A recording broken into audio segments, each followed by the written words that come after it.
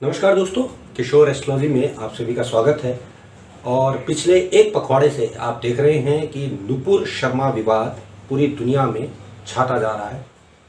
अचानक ऐसा क्या हुआ कि नुपुर शर्मा एकाएक पूरी दुनिया में प्रसिद्ध या कुख्यात विख्यात दोनों कह सकते हैं हो गई। जैसा कि आप सब जानते हैं, बीजेपी ने उन्हें अपनी स्पोक्स पर्सनशिप से हटा दिया। बावजूद उसके यह विवाद जो कि उन्होंने 27 मई को दिया था, जिसमें उन्होंने एक टीवी डिबेट में मोहम्मद के बारे में कुछ गलत बातें कह दी। हालांकि बातें कितनी सही गलत है उसका जस्टिफिकेशन हम नहीं करेंगे। हमारा सवाल सिर्फ यहाँ ये है कि क्या एस्ट्रोलॉजी की नज़र से हम ये कंट्रोवर्सी देख पा रहे हैं, या ऐसा कुछ समझ में आता है कि इस कंट्रोवर्सी का क्या हल होगा। इस पे आधारित बहुत सारे प्रश्न आप लोगों के हमारे पास आए, और क्योंकि मैं समसामयिक विषयों पे प्रश्न शास्त्र पर काम कर रहा होता हूँ, तो अधिकतर लोगों का ये मानना था कि किशोर जी आपकी इसमें क्या राय है और आपको इसमें क्या नज़र आता है।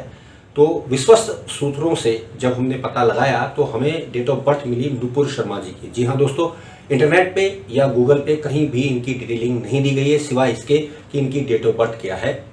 अब क्योंकि विश्वस्त सूत्र से हमें ये डेट मिली है और हमने इस कुंडली पे जब काम किया तो हमें लगा कि काफ़ी हद तक ये कुंडली नुपुर शर्मा जी की हो सकती है। बात करेंगे दोस्तों, यहाँ पर डेट ऑफ बर्थ आप देख रहे हैं 23 अप्रैल 1985 को वो जन्मी है, दिल्ली में जन्मी है।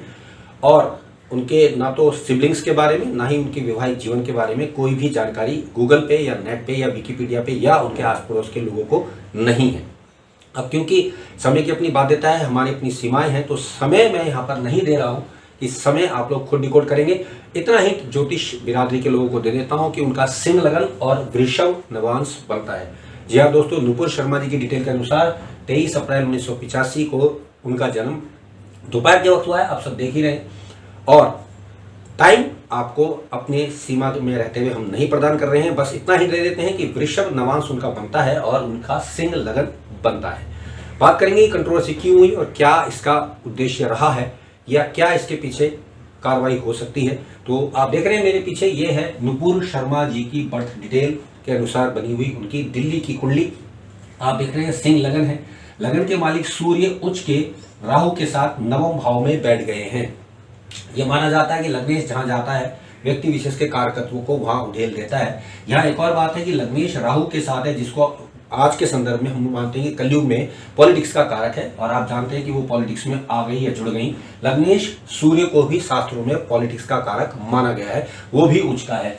इसके अलावा अगर हम एक बात और देखें तो इस कुंडली में हमें जो है 3 ग्रह उच्च के देखने को मिलते हैं, जिसमें से एक लग्नेश सूर्य है, कर्मेश शुक्र भी है और द्वादशेश चंद्रमा भी उच्च का दिखता है। खैर, मैं एक एक ग्रह को आपको बताता चलता हूँ, फिर हम बताएंगे कि कंट्रोवर्सी क्यों हुई और इसका क्या परिणाम होता हुआ दिखाई दे रहा है। बात करेंगे दूसरे भाव के स्वामी जो कि वाणी भाव का केंद्र बना, और इसी की वजह से कंट्रोवर्सी क्रिएट होती है। इसका स्वामी बनता है बुध और उसका नीच भंग हुआ है, लेकिन बुध अपने भाव को देखकर बल प्रदान कर रहा है। और ध्यान रखिएगा, लग्न से द्वादश बन रहा है।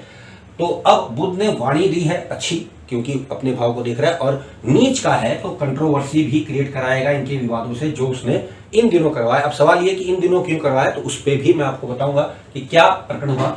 अब तीसरे भाव में आ जाते हैं जहां बैठे हैं केतु, और केतु को आप मानते हैं कि अकॉर्डिंग टू लाल किताब ये माना जाता है कि जहां केतु इस भाव में जब होता है तो परिवार में 3 का आंकड़ा होता है। और दोस्तों बड़ी इंटरेस्टिंगली इनकी पत्रिका का अध्ययन करके पता चलता है कि ये माँ बाप और बेटी ही घर में हैं, यानी 3 ही लोग परिवार में हैं।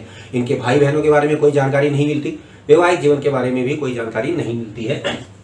तो तीसरे भाव में केतु, अक्सर ये सुनने में आता है कि ऐसा व्यक्ति अपने धर्म को श्रेष्ठ और दूसरे के धर्म को खराब बताता है। लेकिन ये पोस्टमार्टम ज्योतिष होगा, ज्योतिष में हम इस बात को लेकर नहीं चलेंगे, क्योंकि लोग ये मानते हैं कि भाई ऐसा होता है, लेकिन क्योंकि हो गया है तब हम उसे सिद्ध करें, बात बेवकूफी की होगी। तो सीधा सा मतलब ये है कि यहाँ पे 3 का आंकड़ा है, यानी परिवार में 3 लोग हो सकते हैं। और क्योंकि केतु को हम मानते हैं कि अधिकतर वो अपने धर्म को श्रेष्ठ मानेगा वगैरह वगैरह बातें, हम इस कंट्रोवर्सी में उसको नहीं ले रहे हैं। बात करते हैं चौथे घर की। चौथे घर का मालिक बना है शनि, और मालिक बनते हैं मंगल, और वहां बैठे हैं शनि। मंगल अपने घर को देख रहे हैं, यानी प्रॉपर्टी का, यानी जमीन जायदाद का अच्छा सुख इस कन्या को मिलने वाला है या भविष्य में भी मिलता रहेगा। और आप जानते हैं कि अच्छे पॉश एरिया में रहती हैं और अच्छे घराने से संबंधित है। बात करते हैं पंचम हाउस की मालिक की। पंचम भाव का जो मालिक बना वो बनता है आपका बृहस्पति, और वो नीच राशि का चला गया छठे भाव में।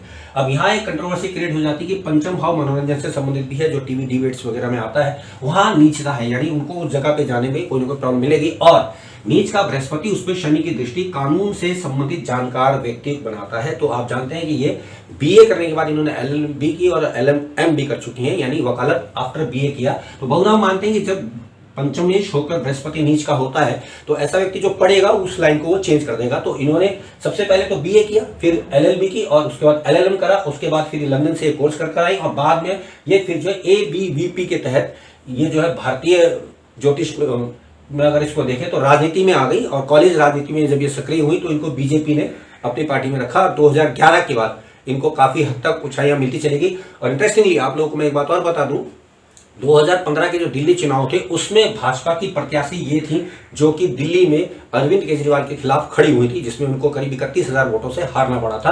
तो खैर एक अलग बात हो जाएगी, लेकिन किस तरह से ग्रह नक्षत्र उसको धकेलते हैं ये मैं आपको बता रहा हूं। तो पढ़ाई का, जो भी पढ़ाई की उसका कोई बेनिफिट नहीं मिलेगा, चाहे वो वकालत रही हो, चाहे वो आपका बीए रहा हो। तो अगर राजनीति में आ गई तो बात खत्म हो गई।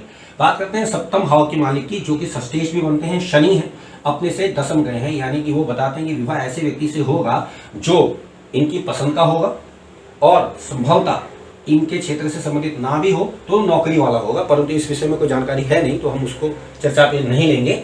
बात करेंगे आगे घर की। तो अब अष्टम भाव, जो कि मारक भाव भी माना गया, मार्केश का काम भी करता है, छिद्र दशा का योग भी बना देता है।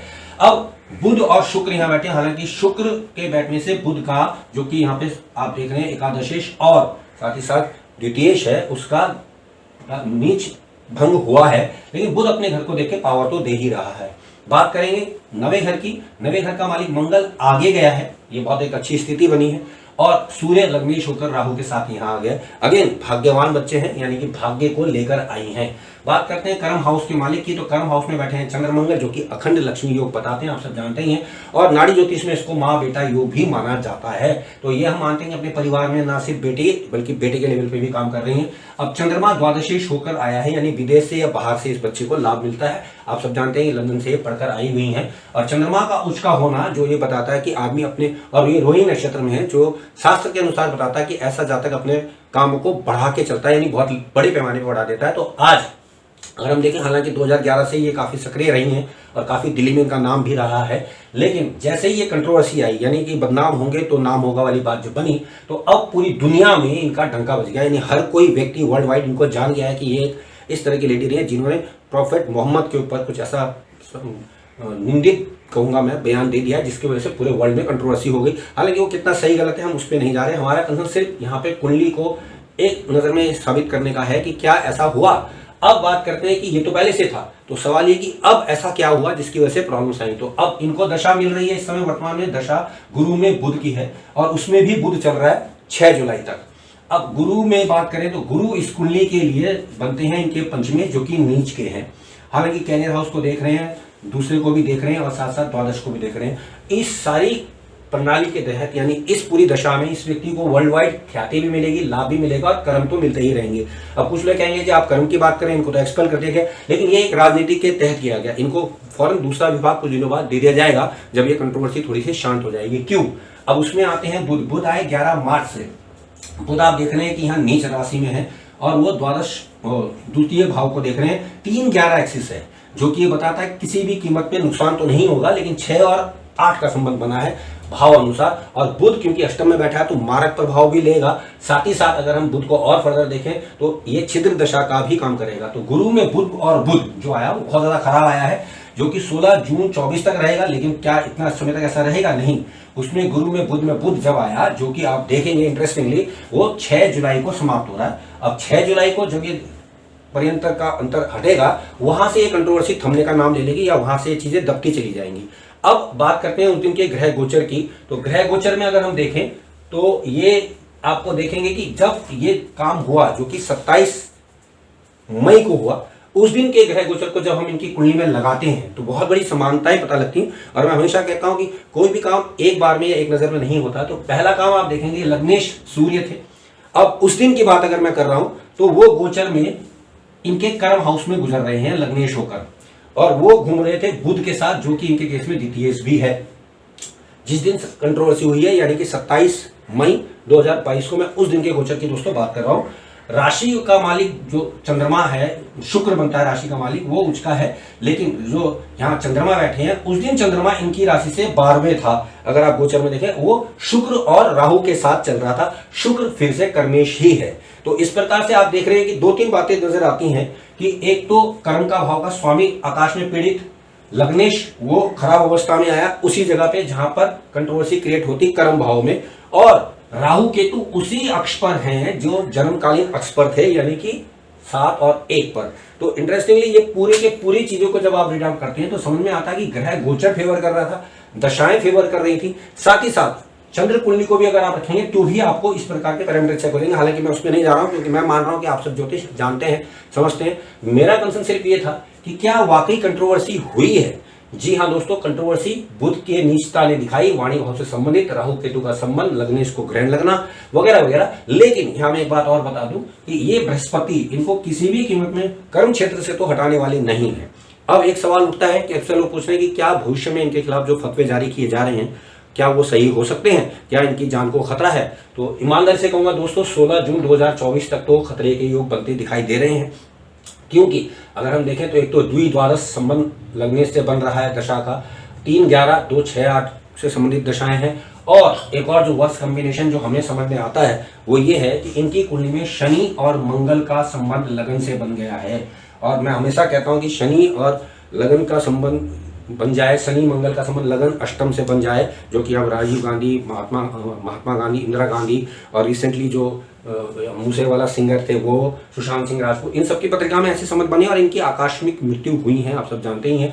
इन दिस केस शनि भी देख रहा है और मंगल भी देख रहा है। हालांकि लग्नेश उच्च का है, उसके राहु दूसरे धर्म का है जो आप सब समझते हैं, उसने ग्रहण लगाने का प्रयास किया, लेकिन सूर्य जीत के निकलेगा, यानी ये कंट्रोवर्सी दब जाएगी, मामला दबेगा। लेकिन फिर भी इनको जानो माल का खतरा इस दशा तक तो लगता दिखाई देता ही है। हालांकि 6 जुलाई 2022 तक बहुत ज्यादा कंट्रोवर्सी क्रिएट रहेगी। धीरे धीरे ये मामला शांत हो जाएगा, क्योंकि अगर मैं देख रहा हूं तो कुछ दिनों बाद सूर्य राशि परिवर्तन करेंगे, वहां से कुछ चेंज मिलेगा। और क्योंकि इनकी जो बुध की बात करें तो बुध चलायमान गोचर में बहुत तेजी से घूम रहे होते हैं, लेकिन फिर भी मैं कहूंगा कि इनको 6 जुलाई तक सतर्कता बरतनी चाहिए। वैसे तो 16 जून 24 तक इनको सतर्कता पूर्वक व्यवहार में रहना चाहिए।